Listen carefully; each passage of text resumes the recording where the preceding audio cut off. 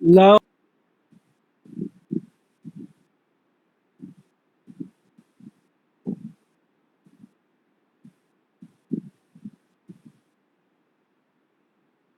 Morning, Doktor. Saya baru masuk. Sepediakah saya tu? Saya Rabiatul Misman. Ya, Rebia tu.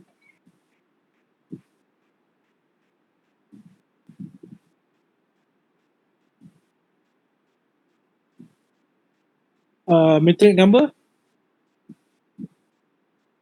Matric number 27 Okay. 299. 27? 279299. Okay. Terima kasih. Thank you, Doktor.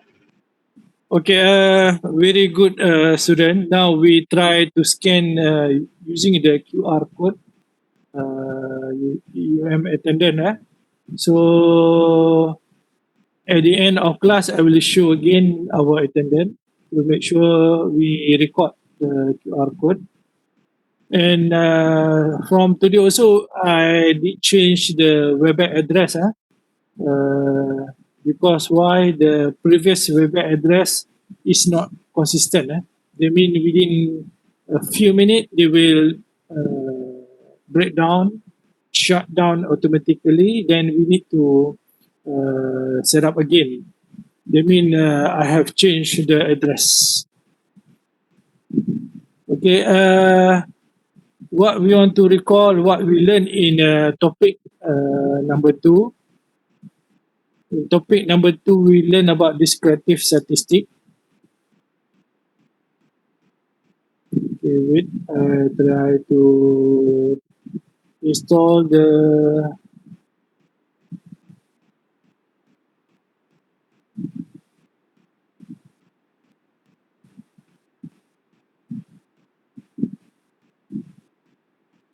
Okay, this in topic number 2. We learn what is frequency table, frequency distribution, and graphic presentation. I just recap what we learned. So now we have the raw data in 180. Kita ada 180. Kita ada 180.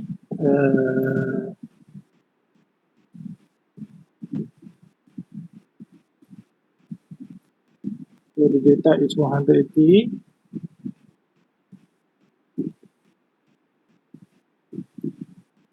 So we have 180. So we have a part of our data. So now the data we want to convert the table, chart, and graph. That means how we want to convert to this one from raw data. Then first is frequency table. So this one is frequency table. That means each category, each group. This one not qualitative. This one is quantitative.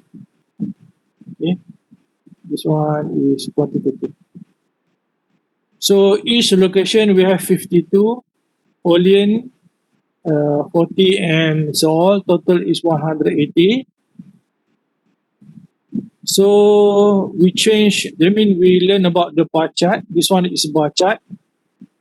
So bar chart, they indicate to us easily to interpret which one the highest one. This means the cane is the highest one. Then Olean is the lowest one. Okay, so by bar chart represent the data, that data we can say something. Then we learn also the pie chart. Okay, the pie chart, they mean they only the proportion or percentage. Okay.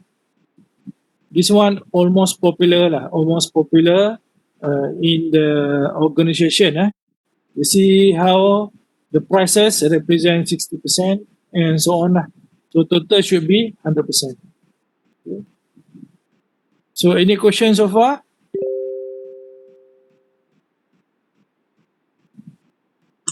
No, sir. Okay. Oh, Chong Hon Lian dia bagi tahu sudah datang tapi mic dia problem. So I tick here manually. Chong, you dah scan tadi, Chong? Okay. Macam mana dengan Lau? Lau Wing Yi dah ada?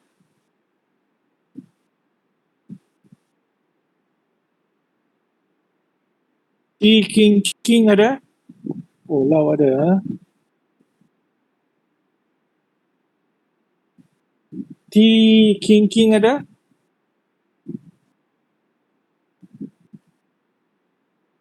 Join ada join? Join Chia Yong Si?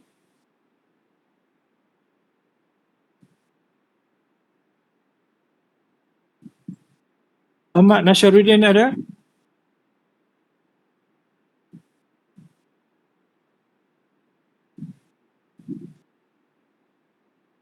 Nurul Najwa ada?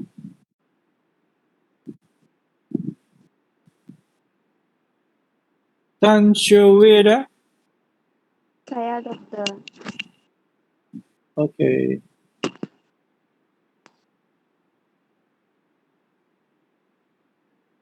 Boleh saya continue lecture ataupun you nak scan attendant?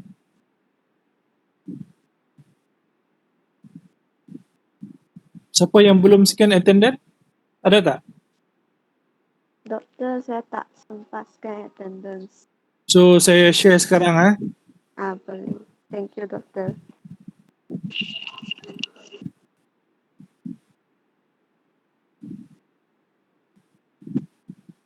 Okay, those kawan-kawan kita yang belum scan, minta scan.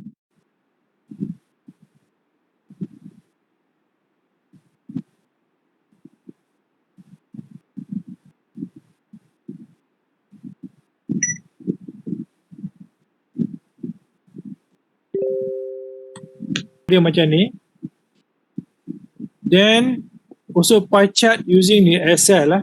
So dalam Excel juga bukan pie chart lah, dia ada bar chart. So they have some area. So they have scatter. Then they have the line and column and so on. They have a lot of chart. Okay. So they have also another chart. Then we learn about the frequency distribution. So the frequency distribution is similar to frequency table. That means if the category we have the number of car 52, 40 and so on until 180. Now we have some data. We have data here. So this data, they mean how we convert to pie chart. See? So then also how we convert to bar chart. So becoming like this. This one is a pie chart from this data. Okay, we have this data. So to convert to pie chart here. Then also the data, similar data, convert to bar chart. I mean, depend to us. We can use also bar chart, and then also we can use also pie chart. So up to the situation lah. Okay. Then we learn about the relative class frequency. So relative class frequency, they mean we get this figure 0.289. So this 0.289, macam mana kita kira? Kita cuba tanya Siti Nurul Fasihah.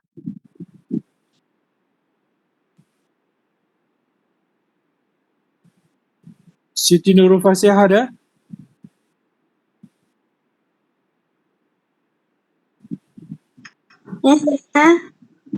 Macam mana kita nak dapat figure ni 0.289?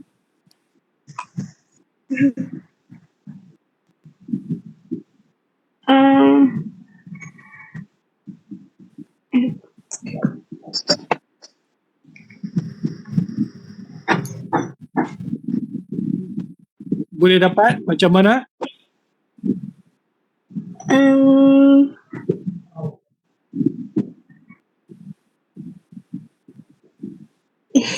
Dekat you ada calculator tak?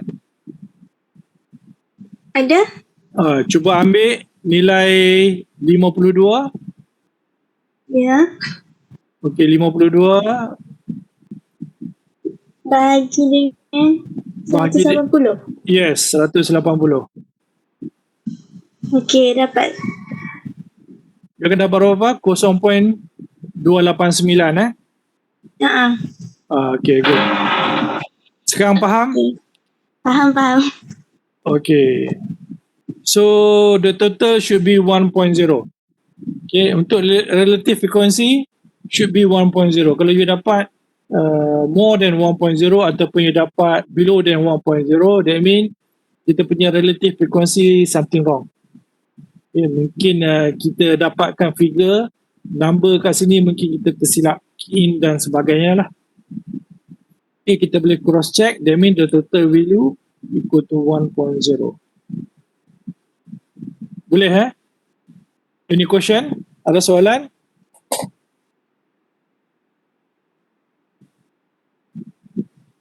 Okay, now Tak ada, sir. now we go for frequency distribution.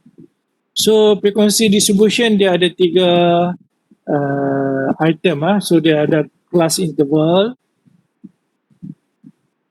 class frequency. Class frequency adalah sini jumlah dia. So jumlah dia call plus frequency. That mean we observe how many unit, how many quantity within that interval. So we have the class midpoint also. Midpoint, that mean the medium of our intervals.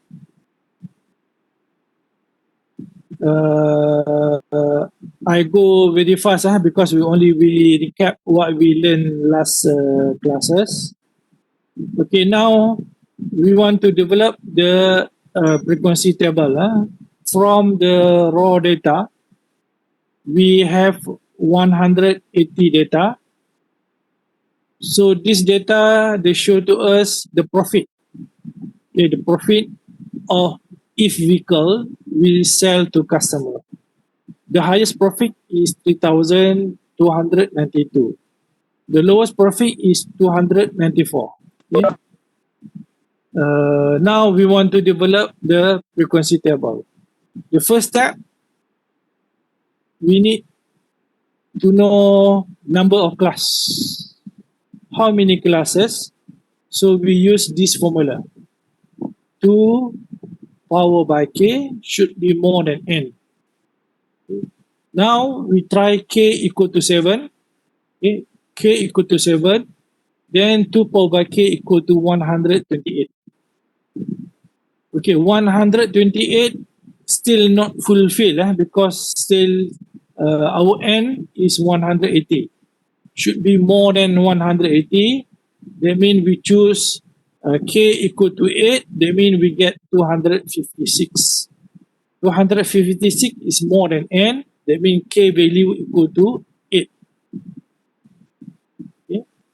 The second step, we need to identify the class interval. Okay. So the class interval, we use this formula. I more or equal to h minus l divided by k. H, that means the highest value of our data, highest profit. So we get the profit, highest one 3,292. Then the lowest profit 294 and divide by k. So why we use k equal to 8? So kita cuba tanya Tan Fang Yi. Hello Tan Fang Yi. Ya. Why 8? Mengapa 8?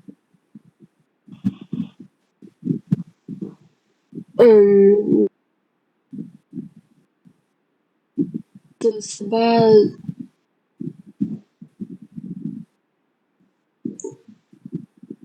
Sebab apa Tan? T.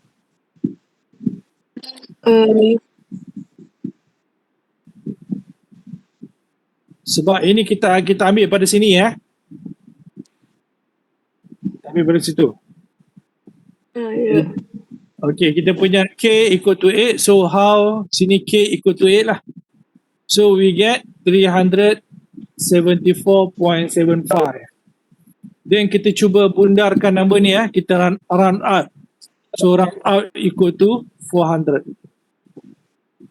Okay. Dekat slide ni, any question?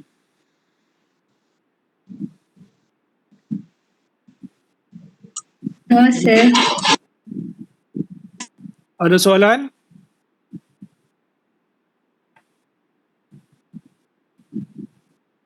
Okay, now we proceed to next slide. We develop the class. Just now we get the K equal to 8. Okay, that means our class should be 8. 1, 2, 1, 2, 3, 4, 5, 6, 7, 8. So that means our class have the 8 category. Then now we get I value equal to 400. Dia why each category kita punya interval 400. That means 200 to 600, interval dia 400. 600 to 1000, 1000 to 1400, and so on. Okay. Based on just now we calculate K equal to 8, I equal to 400.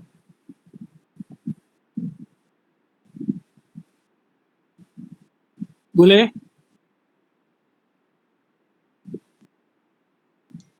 Now, the next step, we develop frequency table. Here, frequency table, we use the tally sheet. That means we want to find out what the data of frequency, the profit between 200 to 600, 600 to 1000, 1000 to 1400. So we counted, we found that 200 to 600, we have 8. 600 to 1000, we have 11, and so on. The total is 180. Okay.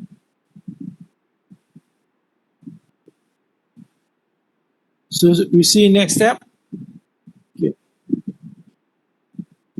In the next step of relative frequency distribution, okay, just now from the range of data, 200 to 600, we get 8, and so on. Total is 180. Now, how about the relative frequency? So, how we get 0.044? Boleh kita tanya Ahmad Nasharuddin dah ada? Ahmad Nasharuddin ada?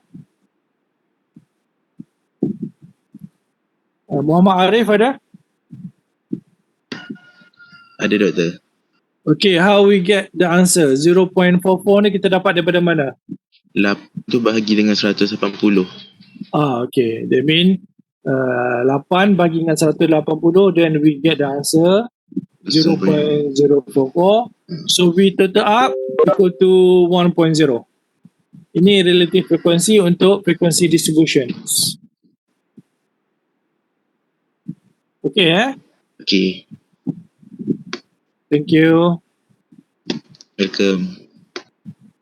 So dekat sini, any question? Ada soalan?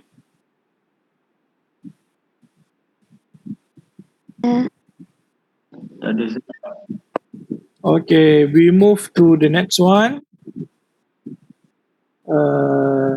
How graphic presentation of frequency distribution. Just now, kita dapat value frequency distribution macam ni Ini kita dapat frequency distribution jumlah total 180. Kita cuba develop ke bentuk bentuk apa Tanya Wong Kong Wei.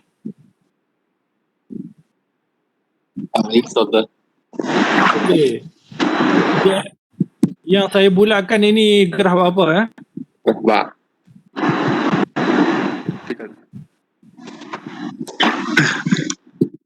Graf apa? Graf bar. Okay, graph bar. That mean from the data we convert to this graph. So from this graph, Wong, Which one the highest one?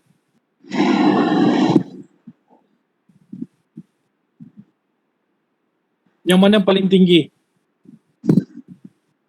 23. Okay, 23. That mean we have 23 number of vehicles sold.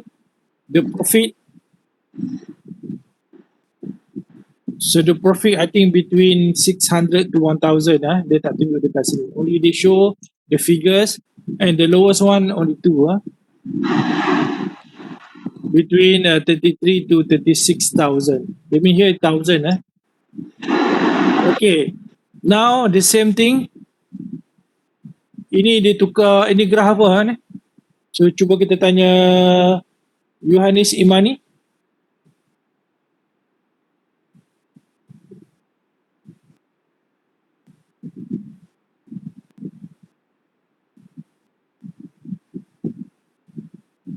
Yohanes.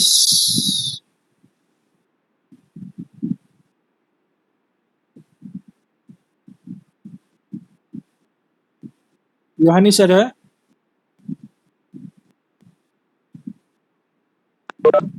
Ada, sir. Okey, nak tanya ni graf apa ni? Graf garis. Ya, apa dia? Graf garis. Garis. Dia panggil frekuensi poligon. Frekuensi poligon, which one the highest one? Yang paling tinggi. Dekat profit, dekat 200, dekat profit 2000 kat sini paling tinggi ni. So frekuensi dia have around 45 something. That's good. Okay. Okay, yang ni pula, what is this? Kita tanya Nur Fadilah.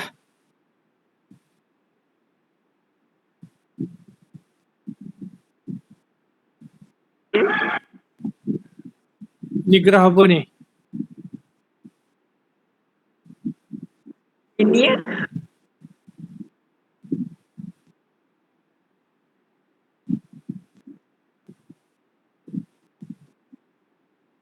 Okay, yang ni dipanggilkan graf cumulative frequency distribution. So dia akan bergerak daripada sini naik ke atas. Dia akan accumulate until 100%. Okay, this one we learn about the graph. Okay, just now they convert the data to histogram. You see, boleh kita minta Nur Sufi Najwa.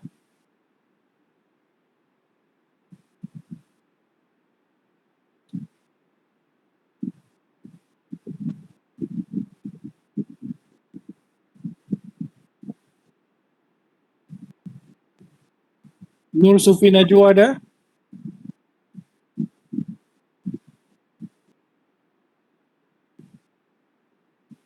Okay, kita minta Lian Wei Li. Ada, sir. Okay, tolong baca ni Lian. Okay. Histogram, a graph in which the classes are made on the horizontal axis and the class frequencies on the vertical axis.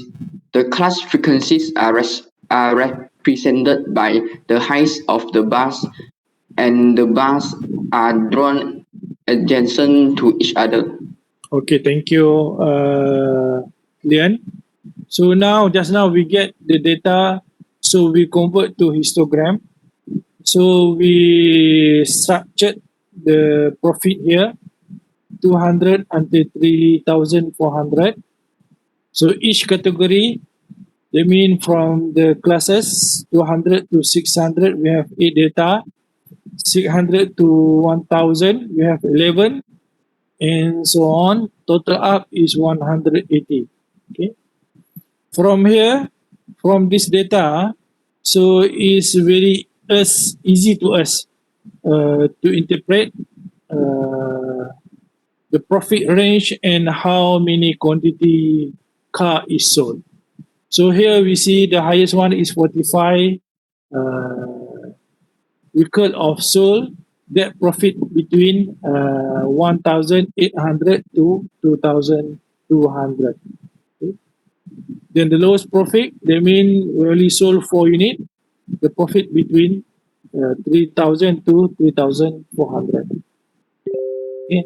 That means from raw material data 100 100 of 80.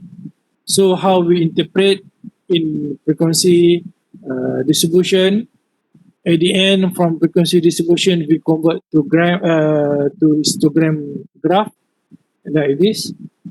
The reason is too easy for us to monitor, interpret and analyze the value. I mean from the raw data we convert to histogram, then we can analyze something. That means we can say something. That means our profit mostly between 1,800 to 2,200 and so on. Okay.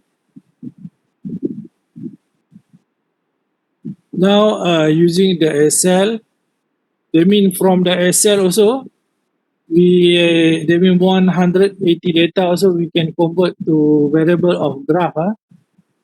So nowadays it's very easy. Then another one is frequency polygon. So this one, this type of frequency polygon. So we have frequency polygon like this. Okay. That mean we have the point here. That mean 400. We take the midpoint 400. Okay. 400. The quantity is 8. So we the point is here. Then we see the 2,000. 45 unit of frequency, the point is here.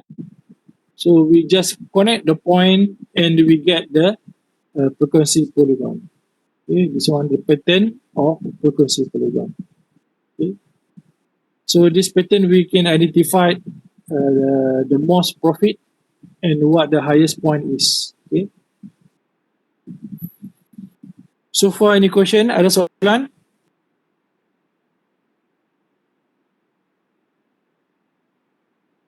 Ya ada tu.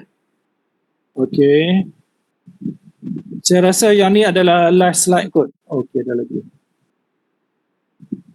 Okay, last. Dah hampir last slide So, mengapa kita convert kepada histogram and versus of frequency polygon Mengapa ini dia punya some reason dia. Jadi kita nak minta Cheng Ming. Ini saya Doktor. Okay, Cheng minta tolong baca semua ni Cheng. Okay. Histogram versus frequency polygon both provide a big picture of the main characteristic of the data, highs, lows, points of concentration each. Okay. Advantage of the histogram is depicts each class as a rectangle with the height of the rectangular bar representing the number in each class. Okay. Advantage of the frequency polygon, it allows us to compare directly two or more frequency distribution. Okay. Thank you, Cheng. Now they explain that why we need a histogram or frequency polygon, because it's quick feature. Okay. They mean kita boleh melihat dengan cepat dan juga pantas the picture compare dengan figures. Kalau kita ada banyak figures, you bayangkan tadi kita cuma ada 180 kan, you boleh imagine kalau data kita ada sampai 50,000, 50,000, 60,000. Mungkin sukar kita nak melihat. Kalau kuantiti yang sikit okey, tapi bila kuantiti yang banyak dan semakin banyak, dia agak sukar. Jadi the best sekali kita convert kepada histogram. Jadi bila convert kepada histogram, dia adalah quick feature. Okay, kita boleh lihat dengan jelas, dan juga kita boleh convert, dia boleh kata sesuatu that means we boleh complain something or we say something about this feature. Okay, now what we get, the mean profit between 1,800 to 2,200 among the highest. Okay, then frekuensi polygon, frekuensi polygon, that mean kalau kita ada more than one, kita ada 2, 3 or 4, at least kita ada 3 tempat atau 4 tempat ataupun organisasi kita nak melihat dia punya performance, kita pakai frekuensi polygon. Kalau single, kita pakai histogram. Okay. Mengapa kita pakai frekuensi polygon? Nampak kita boleh show the green color for Applewood. For the blue color is for the Fowler Motors.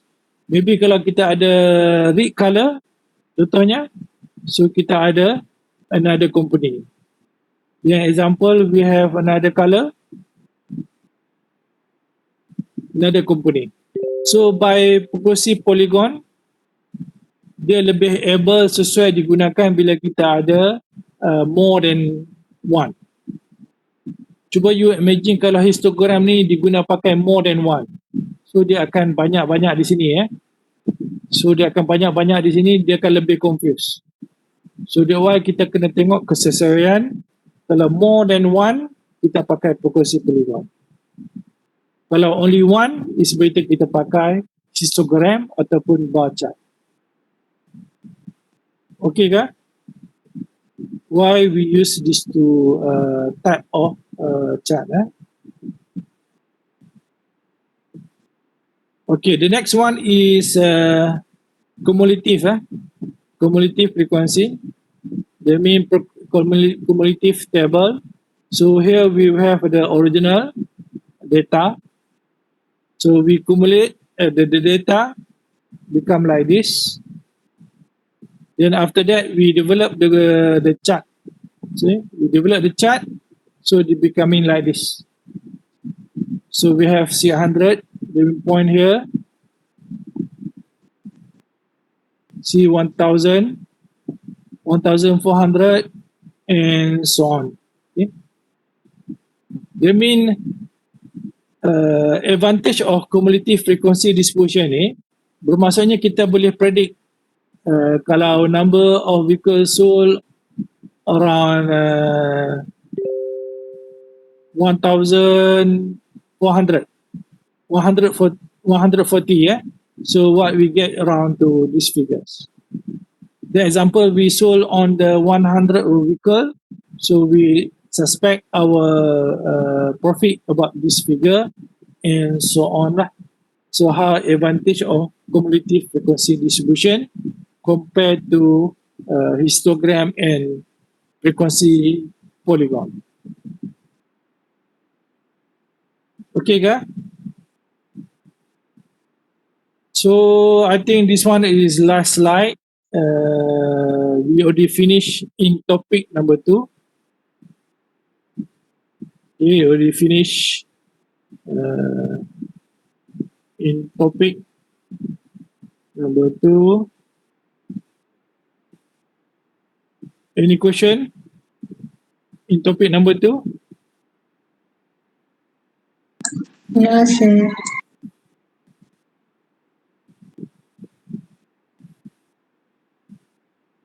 Okay, saya nak confirm attendance lagi sekali.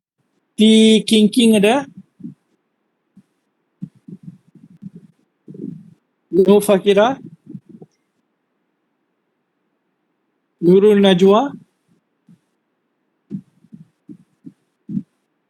Ahmad Nasharuddin?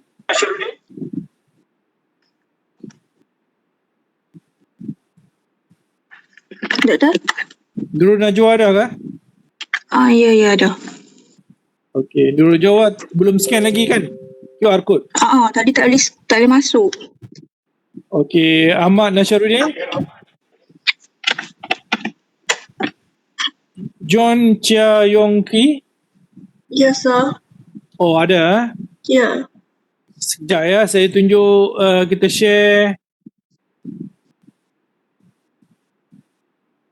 share QR code.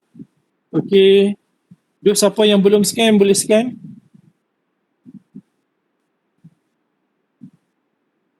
T Ying ada. T King. Sorry.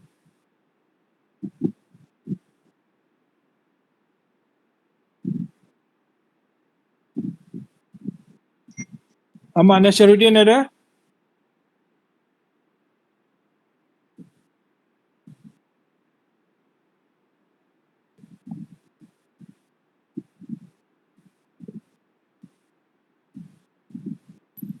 Okay, kita dah belajar in the topic number 2. Now kita cuba masuk topik number 3 ya.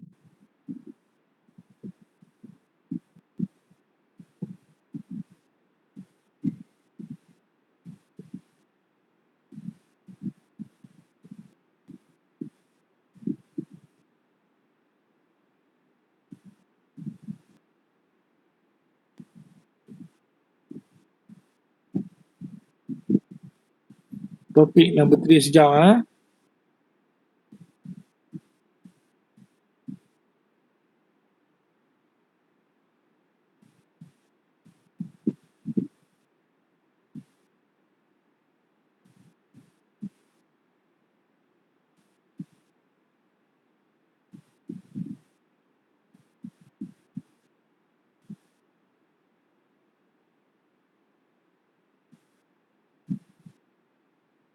Okay, now topic number 3 ya.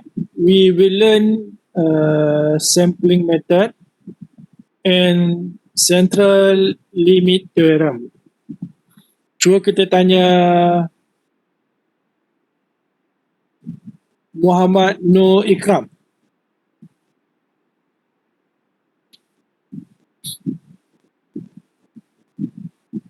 Muhammad Nur Ikram ada ke? Ada. Oh, biasa dengar perkataan sampling method? Enggak. Tak biasa dengar? Ada. Central limit theorem? Enggak. Pun tak pernah. Masa sekolah rendah tak belajar?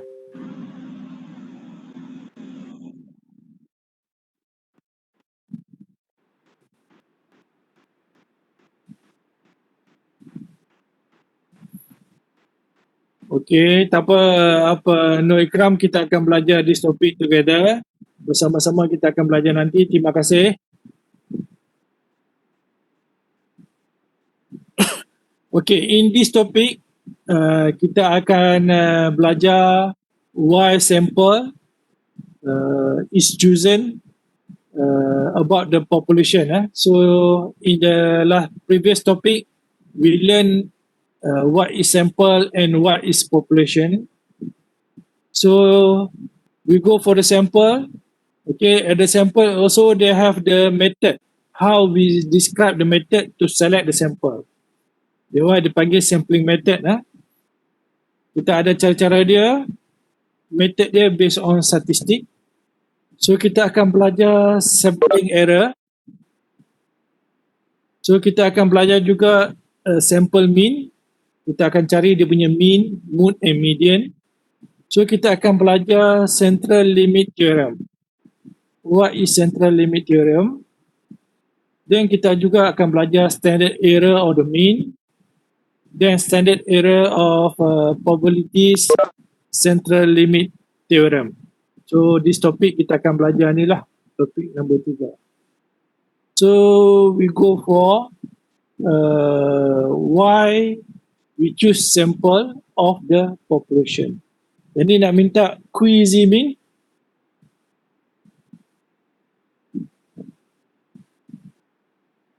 Yeah. Oleh hello Kui. Hello. So how are you today? Good. Good Kui, tolong baca semua di slide number 3. Okay. Why sample the populations? First, To contract the whole population would be time consuming. Okay. Number 2, the cost of studying all the items in the population may be prohibitive. Okay. Number 3, the physical impossibility of checking all items in the populations. Number Okay. 4, the disruptive nature of some tests. Number Okay. 5, the sample results are adequate. Okay, thank you. Okay. So they have 5 reasons here why we choose sample instead of population. They mean to contact the whole population will be time consuming. They mean maybe take a lot of time in case we go for the populations. Okay. Example, we take the population for student itself. Our friend, our classes, total population of student in now currently about 33,000 population. So in case you want to interview all of the members, maybe take a lot of time. Then number 2 about the cost. Maybe if we go for the population, they take a lot of cost. They mean cost of traveling, cost of material. Okay, maybe then another one is cost of internet use and so on. Because population is very huge, very besar, jadi kita tak boleh mampu untuk pergi. So number 3 is about physical impossibility. They mean those kalau student-student kita yang tinggal di Sabah dan Sarawak, so kita agak sukar untuk pergi ke sana, untuk naik kenderaan dan sebagainya. So number 4 is descriptive nature some test. That mean kalau kita lebih prefer buat sample compared to population. Let's say kata sample kita cuma choose 10 part, 10 barang, compared the population is 10,000. So bila kita nak impose benda tu, dia jadi kalau kita nak pergi ke population, dia punya figure dia lagi tinggi dan cost juga meningkat dan kita tak mampu nak buat. Okay, number 5 tu adalah yang paling penting. That mean sample result ni adalah adequate, sudah cukup.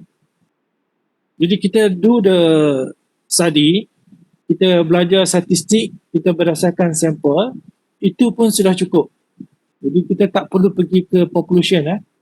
That's why kalau kita realize some study yang dibuat oleh pihak konsultan dan juga pihak mana-mana yang buat kajian, dia cuma memilih beberapa tempat saja.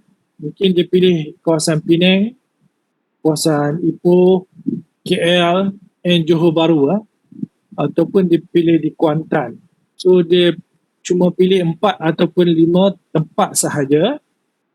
So adalah cukup. Tidak perlu pergi seluruh Malaysia. Bayangkan kalau kamu nak collect data, kamu pergi seluruh Malaysia daripada Perlis sampai ke Sabah. So really tak sesuai. Kalau kamu nak buat pun boleh, no problem. Tapi in term of statistik, kita ada another choice, another alternative. Jadi kita boleh guna sampel saja. Okay. So far, any question?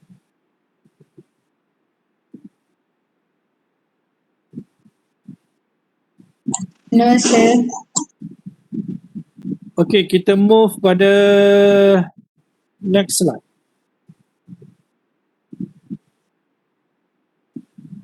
Okay, untuk this slide, kita akan belajar probability sampling. Probability sampling ni adalah dia ada dua, satu probability, satu lagi dia panggil non-probabilities. Okay. Dia sebenarnya sampling ada dua, probabilities and non-probabilities. Tetapi dalam kita punya topik, kita cuma belajar probabilities. Okay. Non-probabilities tu kita tak belajar. Jadi kita nak minta Nurul Huda Hanani. Ya, saya. Okey, tolong baca slide ni.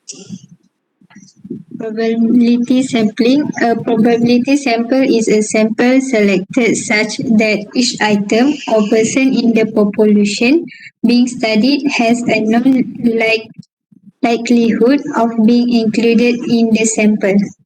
Okay, thank you, Nurul. Welcome, sir. Okay, this one is definition of probability sampling. That means probability sampling, we select the item, person ataupun respondent in the population. So kita select ni daripada population. Kita punya study tu is likelihood, berkemungkinan akan include kita punya sampel. Okay. Bermaksudnya dalam population itself, okay, dalam population that means dalam kurungan yang besar, kita akan ambil sampel. Kita akan ambil sampel, kita akan select sampel, dan sampel yang kita select itu kita panggil dia likelihood. Maksudnya dia ada harapan, ada chance kita akan pilih dia. Okay. This condition dipanggil probability sampling. Boleh faham?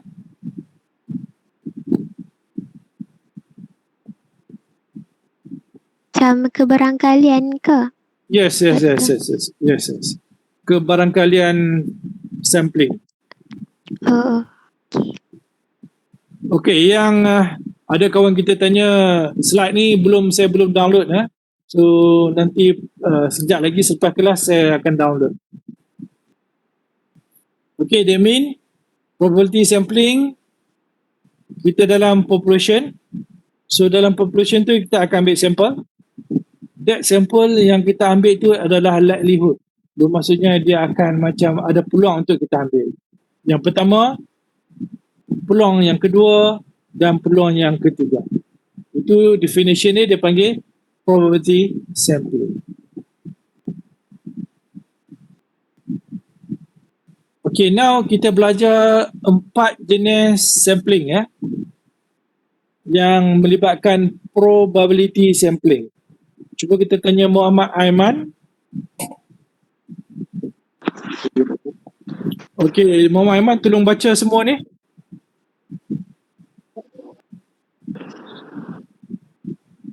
Most commonly used probability sampling methods. Pertama simple random sample, yang kedua systematic random sampling, yang ketiga certified random sampling and cluster sampling. Okay, thank you. Okay, dalam probability sampling dia ada 4 jenis sahaja.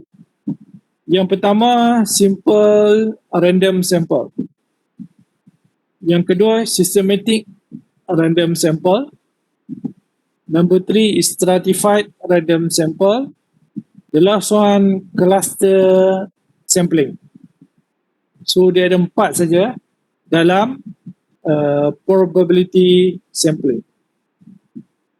So bila kita nak memilih sampel dalam population, kita cuma dibenarkan menggunakan 4 method ni saja.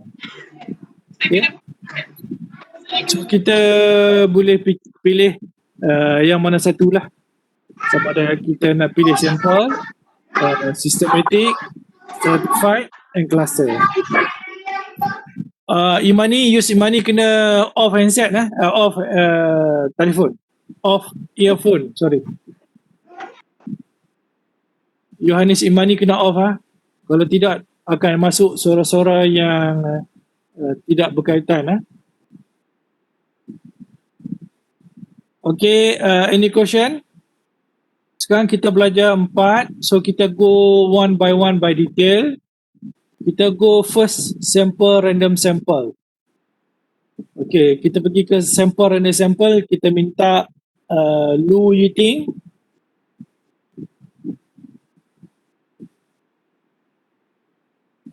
Ya, Okay, Lu, good morning.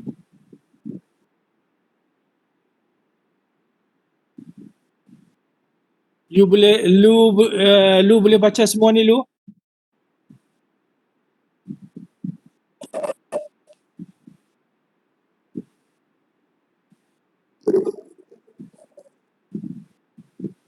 Saya boleh. Number Okay. number letter O A I M O being included. Operated on the of 845 employee or IRA in at least. A number of 52 employee is to be elected for that operation. The name of each employee is written on a small slip of paper and written. The first election is made and if only all of the three in the book. After they have been duly written, the first election is made by drawing a stick out of the book without looking at it. This process is repeated until the number of 52 employees is chosen. Okay, thank you, Lu. Welcome. Okay, random sample.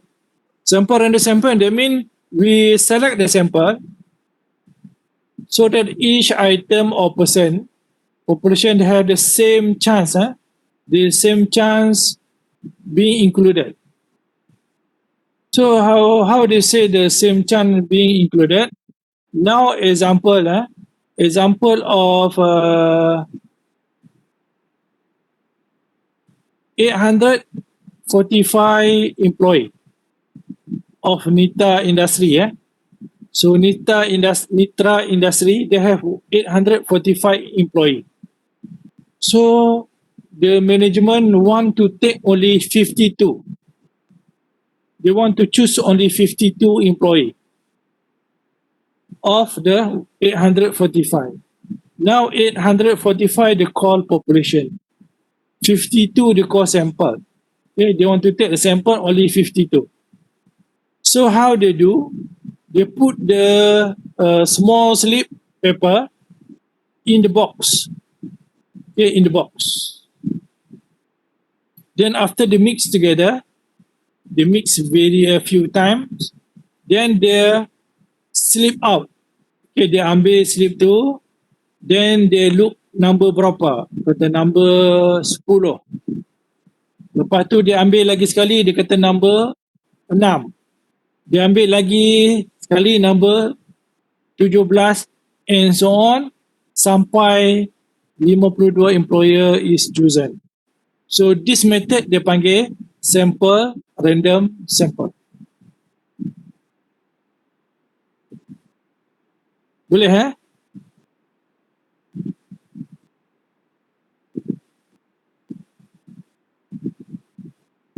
Ada soalan how we identify sample random sample?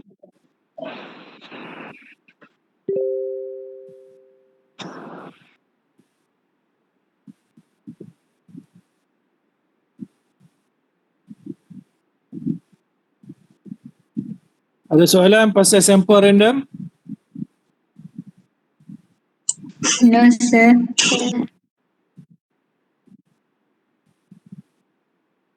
Okay. Method ini adalah method yang original method yang kita namakan method tradisi. So nowadays random sample juga kita boleh program dalam komputer. Okay, kita boleh program dalam komputer untuk identify kita punya the figures. Okay.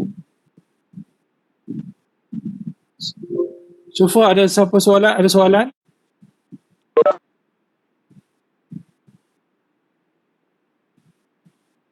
Okay. Satu lagi kaedah kita menggunakan Excel.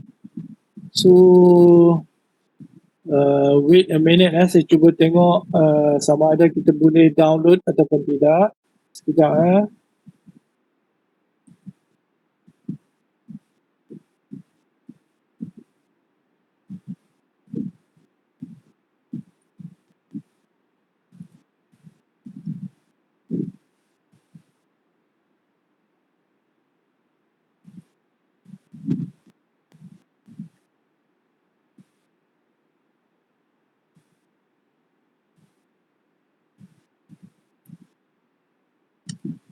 Okay.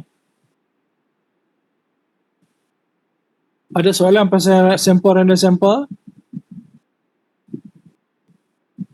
Okay, we move to another one.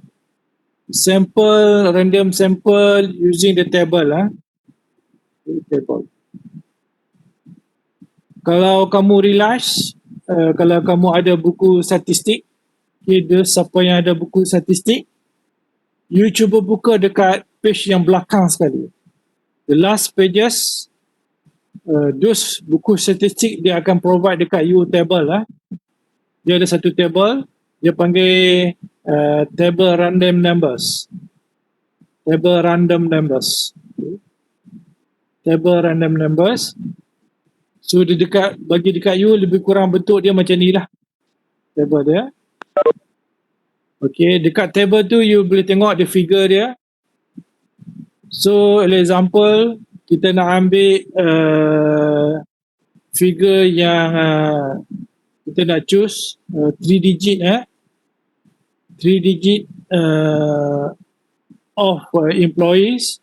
So, kita ambil employees number 525. Okay. Number ni 525. So the next employee kita ambil number 454. The third employer 455. The fourth employer 226. The fifth employer 656. This one cannot take because why cannot take? Boleh kita tanya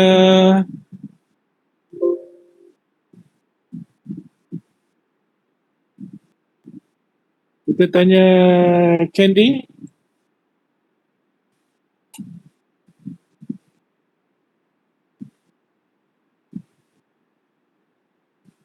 Hello Candy.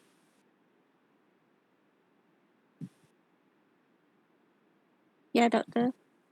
Okay, from the table of random numbers, kita akan choose employee only 52 instead of 845. Kita melihat table ni. So kita ambil table yang pertama, kedua, ketiga, keempat, kelima dan keenam. Mengapa table keenam ni kita tak boleh ambil?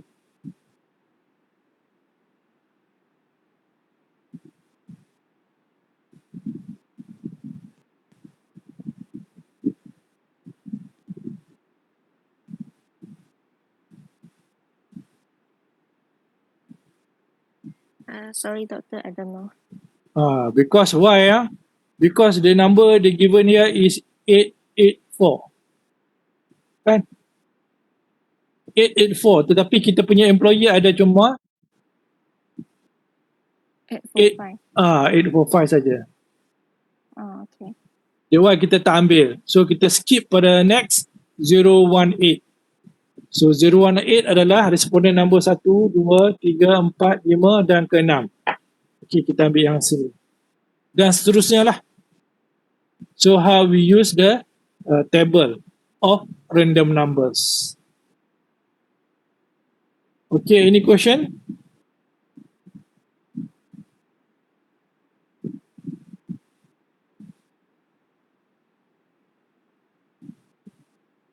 Ada soalan?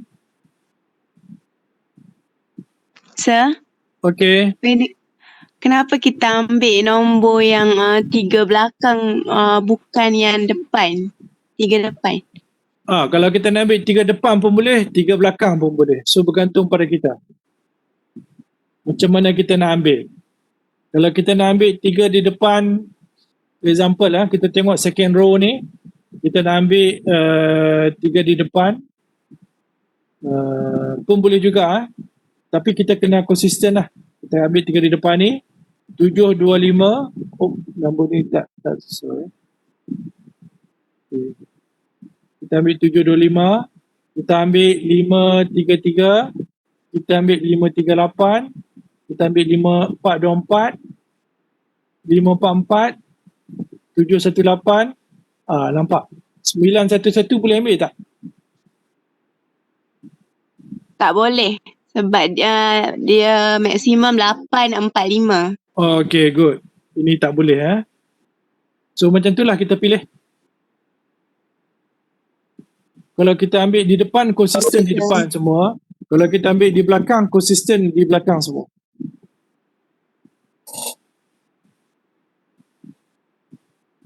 Boleh Boleh. Thank you, sir. Welcome. Ada persoalan lain?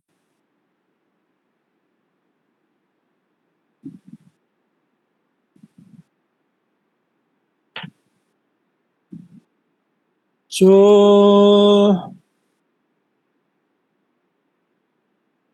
boleh kita stop dekat sini saja boleh?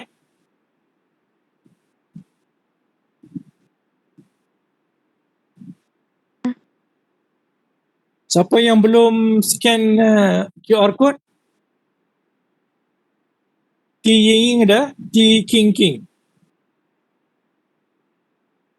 Doktor belum. Siapa yang belum? King. Oh, T King Sekejap Ahmad Nasruddin ada? Ahmad Nasruddin?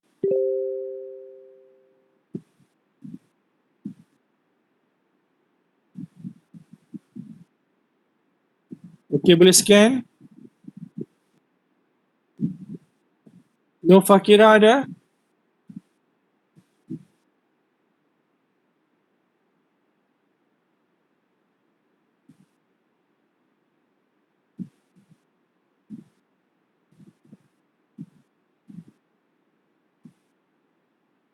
Doktor, nak tanya boleh manual add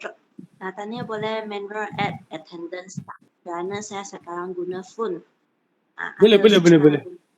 Okay, thank you doktor. Tetapi even though you manual, tapi you kena verified by attendant jugalah. So bila saya tanya nanti, you jawab kata you ada, okey lah. Okay. So sekarang ni kelas hari ni cuma 2 orang yang belum attend, No Fakira dengan Ahmad Nasruddin. The rest is attend. Okay, kita end the class today. Jumpa lagi you next classes. Thank you very much for your attendance. Assalamualaikum warahmatullahi